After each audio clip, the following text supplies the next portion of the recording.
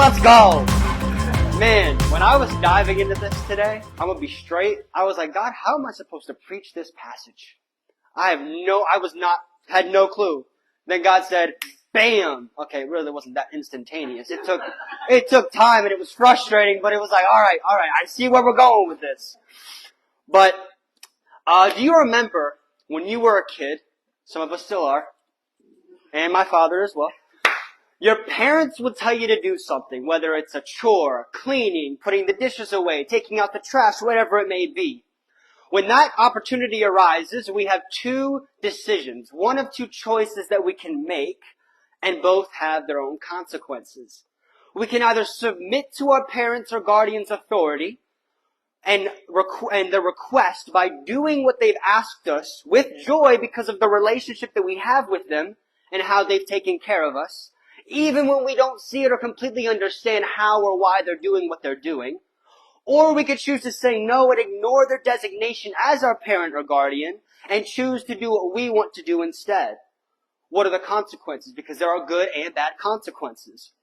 If we choose to obey and recognize their position over us and who they are and what they've done, then we can joyfully do the task that they're asking us to do because we recognize their position. It builds the relationship and continues to provide protection and care for us through our parents. But if we choose to say no and go our own way, when we think we know what's best, we become numb or stubborn to the idea of listening to our caregivers and trusting they know what is best because we refuse to recognize they've already taken care of us up to this point and nurtured us in a way that is healthy for us to grow and flourish. And today we're going to see a similar situation, but on a greater level that we're going to dissect and see how it applies to us. And the title of the message today is, I am the Lord. So background. Moses is called to lead the Israelites out of Egypt, and Aaron goes with him. They meet with the elders of Israel. They agree, so they approach Pharaoh. In Exodus 5, 1 through 5, we see this, and it says, after this presentation to Israel's leaders, Moses and Aaron went and spoke to Pharaoh. They told him, this is what the Lord, the God of Israel, says. Let my people go so they may hold a festival in my honor in the wilderness. Is that so? Retorted Pharaoh. And who is the Lord? Why should I listen to him and let Israel go? I don't know the Lord, and I will not let Israel go. But Aaron and Moses persisted. The God of the Hebrews has met with us, they declared. So let us take a 3-day journey into the wilderness so we can offer sacrifices to the Lord our God. If we don't, he will kill us with the plague or with the sword. Pharaoh replied, Moses and Aaron, why are you distracting the people from their tasks? Get back to work. Look, there are many of your people in the land, and you are stopping them from their work. So Moses and Aaron are telling Pharaoh what's up with what God's led them to do, what God is saying to Pharaoh, how they need to go worship God in the wilderness. But Pharaoh replies with this smart remarks. Is that so? Who's the Lord? Why should I listen to him since I don't know him? I'm not letting the Israelites go anywhere. See, in Egyptian mythology, the Pharaoh was actually a god. He was claimed to be a son of Ra, the Egyptian god of the sun, making the Pharaoh the god of ultimate power of Egypt and the mediator between the gods and goddesses and the people. This means his smart remarks come down to, who is the Lord to compare to me, the god of Egypt and the son of Ra? See, Pharaoh's trying to go toe-to-toe with Jesus, with the Lord, but he realizes all he's going to get is a tag on his toe. That's a little foreshadowing. Sorry if I spoiled anything. But Moses and Aaron plead again with Pharaoh, but Pharaoh mocks them once more and sends them on their way. But then God tells Moses and Aaron to go back to Pharaoh in Exodus 6, 10 through 13, where it says, Then the Lord said to Moses, Go back to Pharaoh, the king of Egypt, and tell him to let the people of Israel leave this country. But Lord, Moses objected, my own people won't listen to me anymore. How can I expect Pharaoh to listen? I'm such a clumsy speaker. Here he is with the excuses again. But the Lord spoke to Moses and Aaron and gave them orders for the Israelites and for Pharaoh, the king of Egypt. The Lord commanded Moses and Aaron to lead the people of Israel out of Egypt. So Moses and Aaron go back one more time before the plagues hit. Aaron's staff turns into a serpent, which Pharaoh causes wise men and sorcerers to replicate what had been done. And they did. But God had the last laugh when Aaron's staff ate up the others. Though this happened, and Pharaoh saw the evidence of the Lord's power, Pharaoh's heart was hard. Which leads us to our passages today, which I'm not going to read every verse because that was going to be a lot. I'm going to give you what's happening and the passage or the section that it happens in. So first we have the first plague in Exodus 7:14 through 25, where the water turns into blood. The magicians replicate it. Pharaoh's heart is hard, and 7 days pass. Self-explanatory, right? Second plague. Exodus 8:1 through 15. Frogs come out of the Nile and invade Egypt. The magicians again replicate. Pharaoh asks Moses and Aaron to ask the Lord to take the frogs away. Here's a thought. Were the magicians not able to take the frogs away? They were able to replicate what God did, but they couldn't undo what God did. That's crazy. See, Pharaoh promises to let the Israelites go if the frogs are removed, but after Moses asked God to remove the frogs and they were removed, Pharaoh retracts his statement and refuses to listen. Exodus 8:16 through 19 is the third plague. The dust in Egypt would turn to gnats covering everything and everyone in Egypt. But the magicians were unable to replicate this miracle and told Pharaoh, out of the mouths of his magicians, to Pharaoh himself, they told him it had to be the work of the Lord. But Pharaoh's heart remained hard. The fourth plague, Exodus 8:20. You think he would learn his lesson by now? Like, come on, dude. Even out of your own magician's mouth. Exodus 8:20 through 32, we see the fourth plague. Swarms of flies cover every house in Egyptian, but the land where the Israelites are will be untouched. God is designating his people Israel as set apart from the Egyptians. So Pharaoh once again tells Moses and Aaron they can offer their sacrifices, but they refuse because they would be stoned. Because Pharaoh told them they could offer their sacrifices in Egypt. But the Lord told them already how to do it, where to go. And if they did what the Pharaoh offered, they would be disobeying the Lord. So Pharaoh tells Moses and Aaron that they need to pray to the Lord, take the flies away, and then he would let Israel go. Once again, Moses prays, flies are taken away, but Pharaoh was stubborn and still refused to let Israel go. Exodus 9:1 through 7, we see the fifth plague. All the livestock in Egypt, except those owned by the Israelites, would die. Pharaoh sends his officials to see if this is true, and when he sees it is true, his heart remains hard. Exodus 9:8 through 12 is the sixth plague. Boils cover all the people and livestock of Egypt. They most likely received some more livestock because they lost all of it in the prior plague. Even the magicians were covered in boils and could not stand before Moses because of it. But the Lord hardened Pharaoh's heart. Exodus 9:13 through 35 is the seventh plague. Hail rains down in Egypt, a terrible storm hits, and everyone not inside would be struck dead because of the severity of the storm. But this again does not apply to Goshen, where the Israelites are. Now, some Egyptians did fear what would happen. They've seen what's been going on. So they actually bring their servants and livestock in and actually listen. But there were those who still refused to obey what the Lord had said. Pharaoh comes to Moses again, this time admitting his faults, that he has sinned, and claims the Lord is righteous. He asks Moses to pray to the Lord, stop the storm, and then he would let Israel go. But Moses called Pharaoh out. Tells him he knows Pharaoh is tripping. He doesn't really think that the Lord is the Lord. He's just sorry that he got himself in the situation that he finds himself in. He only cares about saving Egypt. So Moses prays. God gives him the instruction on what to do, and the storm stops. Pharaoh continues to have a hard heart and refuses to let Israel go. Now we have the eighth plague. There's only 10. Hang with me. Exodus 10:1 through 20. Locusts swarm Egypt and cover the entire area to the point that it becomes so dark no one could see. They would destroy any crop left from the hailstorm. The Lord hardens the heart of Pharaoh and his officials, but Pharaoh's officials plead with him to allow them to go worship the Lord their God, so what was left in Egypt could be spared. Pharaoh calls for Moses and Aaron and tells them they can go and worship it, only the men, not the children. Moses and Aaron, knowing what God had already told them to do, denied Pharaoh's request and continued to do what the Lord had told them to. Pharaoh asked Moses to forgive him, and Moses asked God to take the locusts away. Pharaoh's heart remained hard.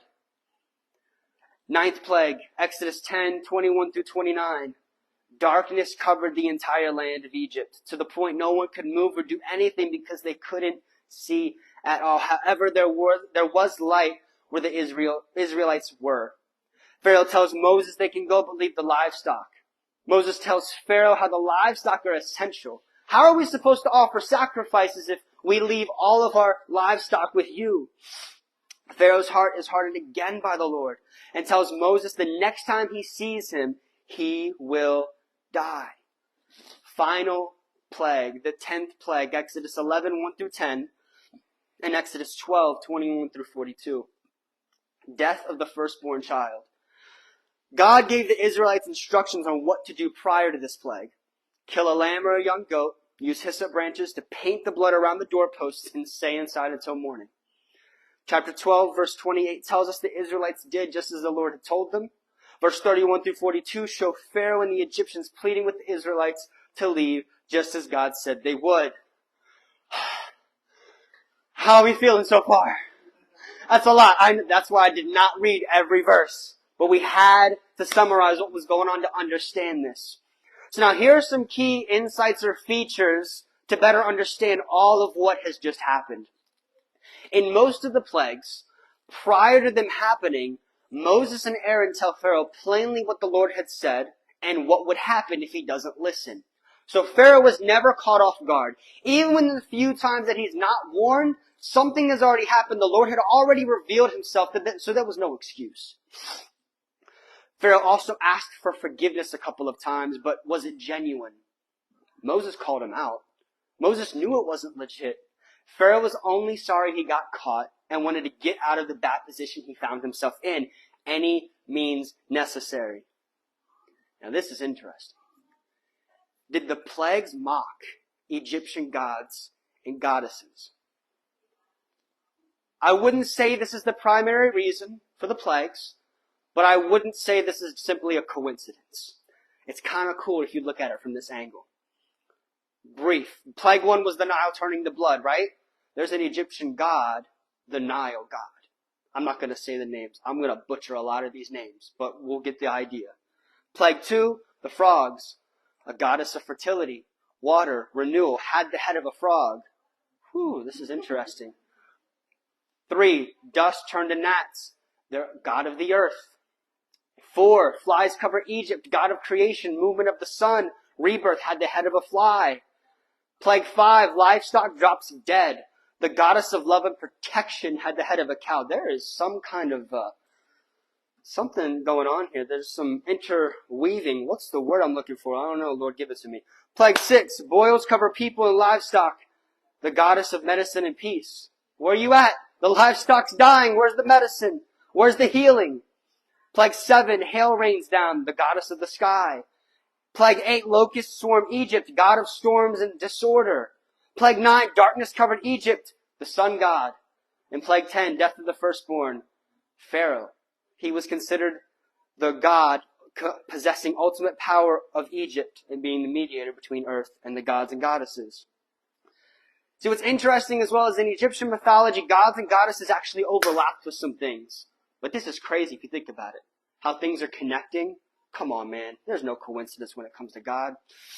Now, the reason this is interesting, though, is Pharaoh had to constantly ask Moses to ask the Lord to take away the plague that had been unleashed. Pharaoh, why didn't you do it yourself? Why didn't you ask one of your gods or goddesses to stop it? Probably because you can't ask someone to do something that doesn't even exist. Sorry, not sorry, Reese's. Which leads me to my first point, which is Pharaoh's response. And who is the Lord? How did Pharaoh react? If we see his initial response in Exodus 5:2 and 5:4 and 5, Moses and Aaron approached Pharaoh telling him what the Lord had told them to say, and we see what he initially thought of it.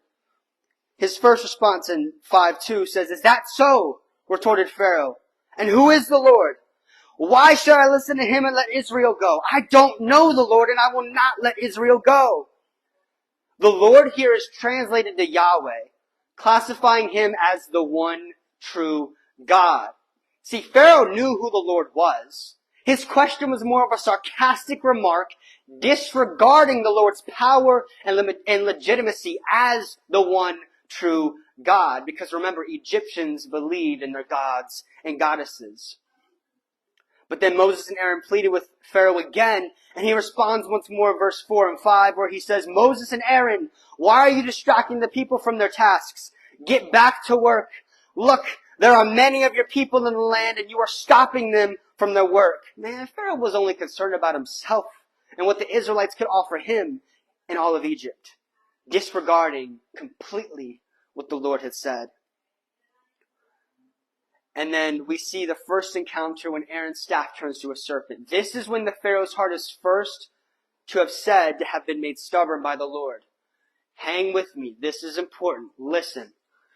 God did not force Pharaoh to have a stubborn, hardened heart. To assume God forced him to have a stubborn and hardened heart would be to disregard the gift of free will. Pharaoh, in spite of what Moses and Aaron told him, and the miraculous sign of the staff to a snake, chose himself to neglect the power of the Lord that was shown, making his heart stubborn. The Lord proceeded to do the more miraculous signs through the 10 plagues, in which Pharaoh was given more opportunities to choose the Lord, but Pharaoh continues to reject the Lord, only making his heart harder and more stubborn. If we look, there are 3 occasions, 3 specific wordings that we see. We see the Lord will harden Pharaoh's heart. Pharaoh hardened his own heart. Pharaoh's heart became hard, but these are all synonymous.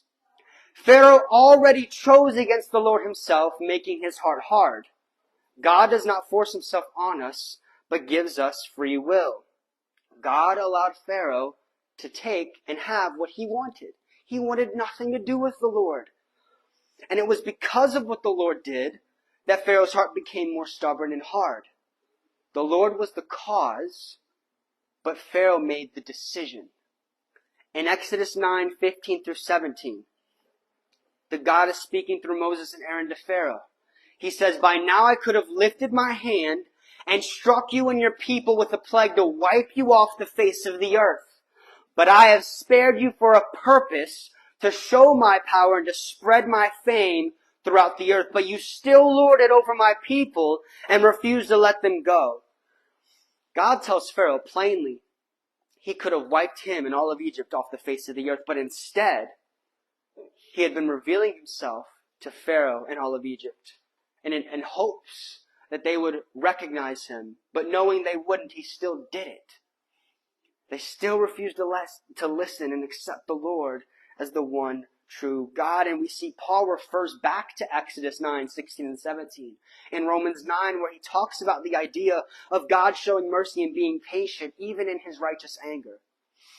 Romans 9:22, it says, in the same way, even though God has the right to show his anger and power, because remember, God is just, he is very patient with those on whom his anger falls, who are destined for destruction. God has every right to destroy us, but he chooses to be patient with us. Here's the crazy part. Even those he knows won't follow him. See, it's not on us to decide who gets what. That is God and God alone. Because we are his creation. We are not the creator. This leads to the second point. Israel's response. Where are you at, God? See, God had promised deliverance multiple times, and the Israelites, including Moses himself in chapter 5 and 6, begin to question whether God cares enough to rescue Israel from the hand of Pharaoh. See, after Moses and Aaron's first conversation with Pharaoh, everything got worse for the Israelites. The work got harder. Pharaoh made it harder for them to do the work that got harder, which instilled discouragement and doubt in the minds and hearts of the Israelites. Specifically up to this point, we've had 3 separate occasions where God promises the rescue of the Israelites. The initial conversation when he calls Moses to go. After the first conversation with Pharaoh, and after the staff into a snake miracle. 3 separate occasions up to this point, God has promised the deliverance. But the issue, and we can find ourselves in this too, the Israelites were so set on being pulled up and out and set in the next season, not pulled through. Not God walking with them through what they were going through. See, when we pray for something, for God to help us in any way, God is going to use that as an opportunity to give us more and teach us more than what we think or want. You need some patience with that person that gets on your nerves and they're getting under your skin. Well, God's going to provide opportunities to be patient. He's not just going to take that person out of your life. He's going to use that individual, that circumstance to build your character, to mold you in who He's called you to be. You need help on an exam coming up because God knows studying is not your strong suit. That was not mine. But God's going to provide opportunities for you to practice discipline, prioritizing your studies, and kill your pride so that you can ask for help. Now here's the summary. Pharaoh's heart was hardened because of his choice to deny the work of the Lord in front of him. The Israelites had to choose to trust in God and His promises and forget everything God had already done. God used the 10 plagues to do 2 things. To encourage Pharaoh to let the Israelites go and show all of Egypt who the Lord is while designating Israel as His people. So in a sense, this is funny. In a sense, God actually answered Pharaoh's smart question back in chapter 5 where he mocked Moses and Aaron with, "Who is the Lord?" He answered it. He gave him 10 answers, 10 reasons to believe. What if the means in which God was using to set the Israelites free, He was also using to show Himself to the Egyptians in hopes they would turn from their evil ways? Again, the Lord could have set them free instantaneously. He has the power to do that. But He chose to go the long way to use the Israelites in their exit out of Egypt so others could see the power and sovereignty of the Lord. See, here's the thing. How do we apply this? What does this mean for us? Well, when we go through trials and tribulations, we're being watched, believe it or not. D.L. Moody said it best when he said, out of 100 men, 1 will read the Bible, 99 will read the Christian. When God takes you through trials, takes you through the fire for refining and molding, you're on display. Now, this isn't to say everyone is watching. I'm not trying to give you that. But those people that God's placed you in your life, your closest friends, your family, your relatives, they're going to see how you respond to what God's doing in and through you. It becomes an opportunity for you to grow, but also God to use you as a witness to those around you. So how are we going to respond when God puts us through those situations like the Israelites? See, God works on us first in those times, but how many others are being worked on as well? Not because of us. Once again, it is not on us. It's what God is doing in and through us. The Israelites wanted to be picked up and set off wherever they needed to be, but what they failed to realize is what God was doing in and through them. How often are we like the Israelites? We want to be picked up out of our situation, fast forward to the next season, fast forward to whatever's next, but the reality is we're only going to run into more problems. Each season presents its own solution for us to grow in our faith, for God to strengthen us and mold us in who He's called us to be. Here's another thing that we could take from this. The gospel is offensive because it challenges us in the way we have chosen to view the world. Pharaoh's heart was hardened because he chose to deny the Lord, even in the midst of the Lord working, because it went against everything he stood for. All of his gods and goddesses. I can't believe in one true God. That would be me disregarding all these gods and goddesses. That would be me disregarding myself as a God. I can't surrender that identity. And the reality is God is at work right here, right now. But are we going to recognize it or continue to have our set agenda, our set margins, our set box that God must work in? Because God is constantly reminding us who He is through everything we see and go through. Because in the same way that God made it evident to Pharaoh of His existence and power, God has made it evident to us today. This one is not in there. Romans 1:20. For ever since the world was created, people have seen the earth and sky. Through everything God made, they can clearly see His invisible qualities, His eternal power and divine nature, so they have no excuse for not knowing God. Now let me get something straight. This is on me too. This is not a get out of sharing Jesus card. Oh, it's evident in creation, so I don't need to point out what's already been made obvious. Listen, church, we are His creation. We are the people that God is going to use to show His power and who He is. It is our responsibility and mission to go and make disciples and are the evidence of who He is. God who loves, shows grace, His mercy, is just in His judgment, is righteous and holds all power over everything. But the questions remain, how are we going to choose to view God? How are we going to respond to who He is and who He claims to be? But in order to do this, we must first ask this question, who is God? I would say He is the Lord. So are we going to respond like Pharaoh in response to what God has shown us and what the Lord is doing in and through us and all around us and harden our hearts? Or are we going to push through and see what God is doing, allow Him to work in and through us, challenge us, mold us, take us through the fire, and in an effort to do that, He's going to work on somebody else too. Let's close. God, we thank You and we praise You for this time together. Man, we thank You for Your word, even in the times where it might seem a little off, seem a little confusing, but thank You for study helps.